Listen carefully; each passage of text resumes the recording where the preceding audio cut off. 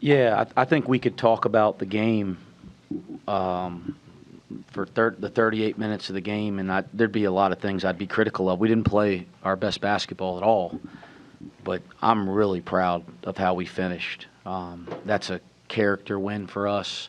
We've been in that position a number of times, and we found a way, 9-0 run to win the game. Like I'm extremely proud of our players tonight. Couple things. Jizzle comes in yesterday with 102 temperature, tries to practice with it, and doesn't tell anybody.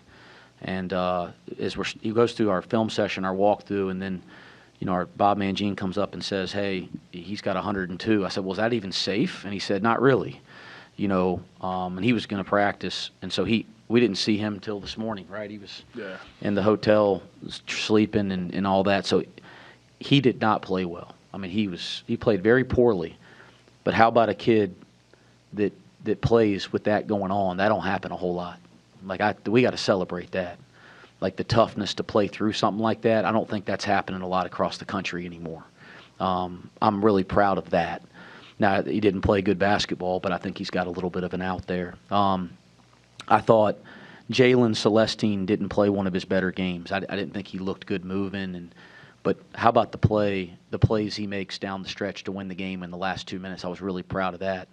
Baba, I didn't think played one of his better games. I think he'd say that. I'm disappointed.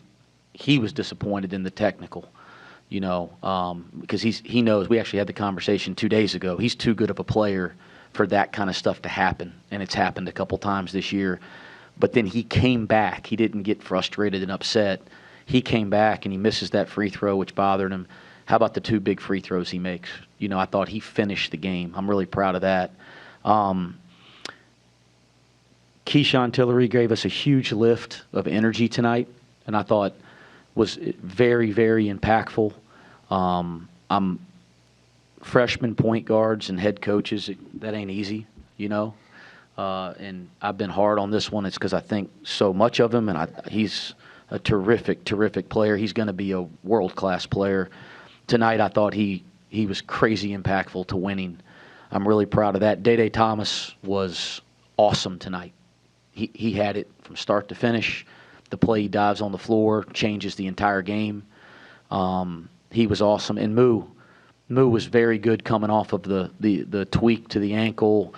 I mean, we were so scared he'd step on a foot yesterday. We were like, don't do this. Or we told people, stay. Jalen Haynes is practicing now, and I told somebody, get Jalen Haynes away from Moo because he's out there competing. But we were so scared he'd re-injure it, so he didn't do as much yesterday. I thought he was really good tonight and demanding the ball. So there were some good things, but the best thing is that we won a game down the stretch when things weren't going our way, and I think that's something we can continue to build off of. I'm really proud that we're figuring that out. Can you explain the difficulty of preparing for a team like Utah? Their backs against the wall. They're not bad. Tough record. They're on the road. Just a team that's kind of wounded coming in here, and they've got nothing to lose, basically. Well, I think, and I said this before the game to their head coach, and we talked to the guys about it. They're so much better than their record, and you look at when you're going through the scouting report, they're in like every single game. They're at Kansas 2 games ago, and it's a 2-point game late in the second half, and we know how difficult it is to play there. And people that are great, Arizona goes in as the number 1 team in the country and loses at Kansas. I mean, and they're in the game at Kansas earlier this week. They had some really good moments against Houston at home this week. They've been in like almost every game, and they never go away. And so it's a difficult game to prepare for because your players are going to look at the record, and you can't play the record because they're going to jump up and win a couple here at the end of the year. I have a lot of respect for them. But I thought our guys took it seriously. We did not execute our defensive game plan to start the game, and I thought that gave them a little more life than I would have liked.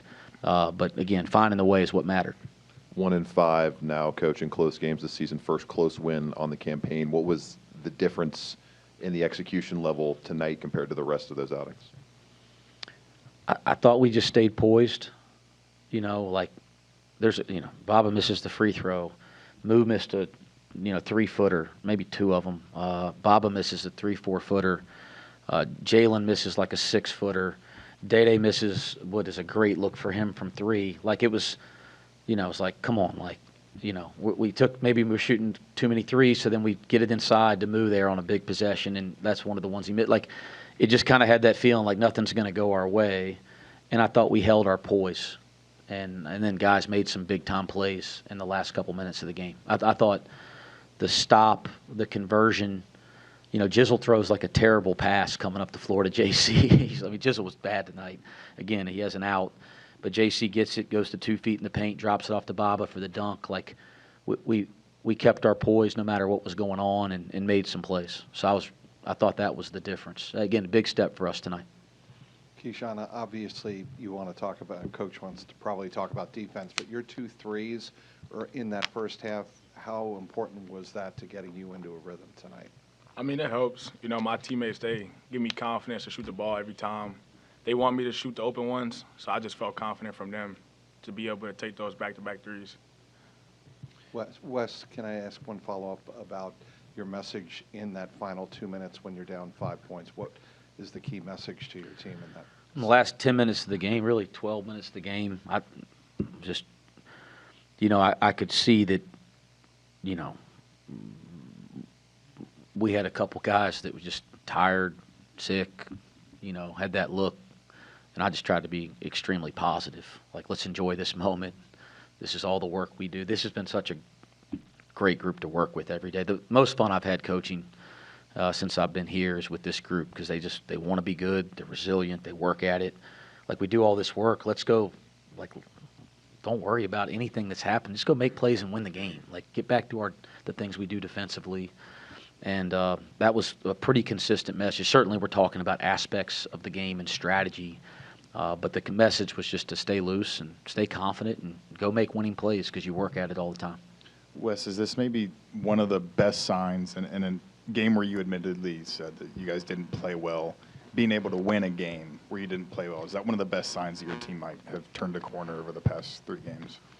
Yeah, I mean, I've coached teams that have won championships, and those teams had plenty of games they didn't play well, but they find ways to win games. This team, that's one of the great qualities of a good team or a great team, is they just find ways.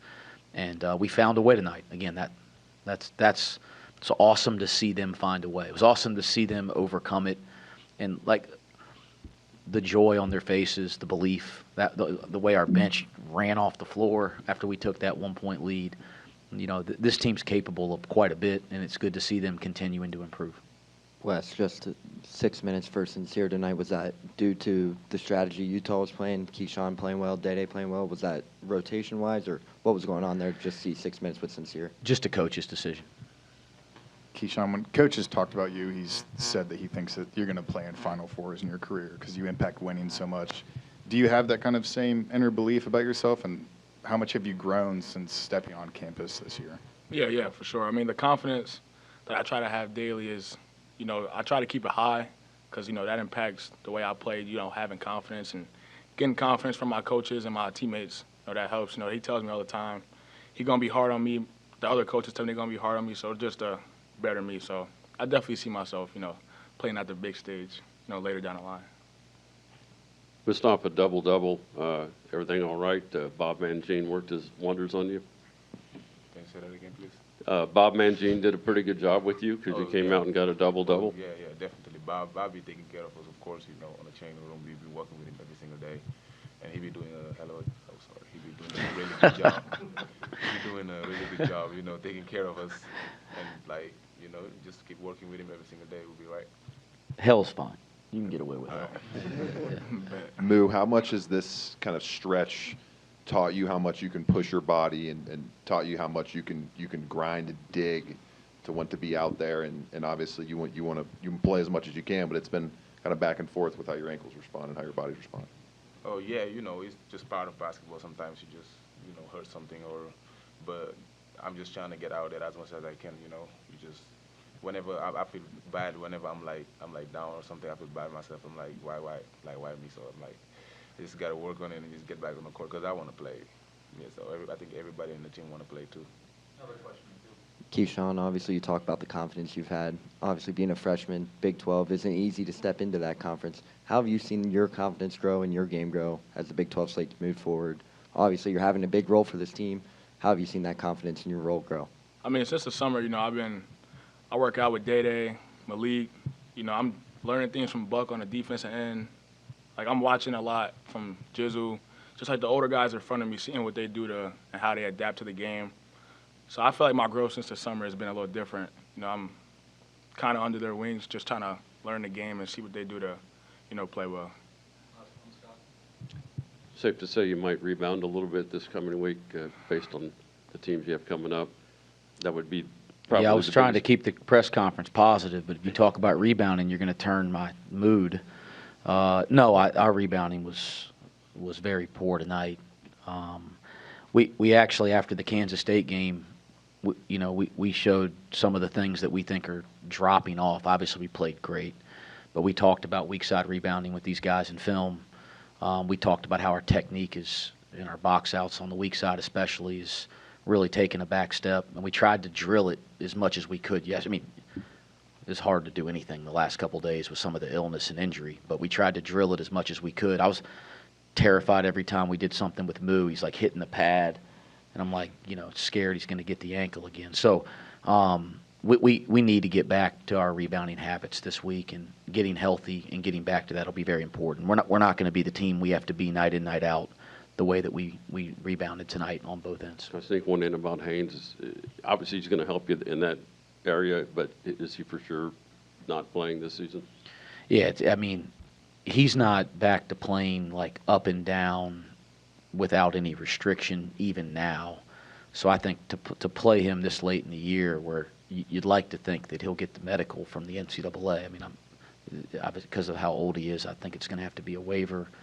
But you'd like to think that, given all the other crap that is happening, that'll be something the NCAA will understand. So you don't want to ruin his a year of eligibility he'd have left just to maybe play another couple weeks from now for a couple games. But he's doing stuff, maybe one or two trips up and down.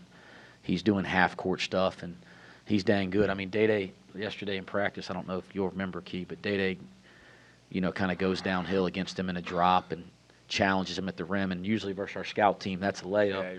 And he blocks it into, like, the third row, and then he's competing against Moo like he was playing against Utah tonight in practice. And I'm going, hold on, let's just get Moo to the game, that kind of thing. But it's good to have him back out there with his energy.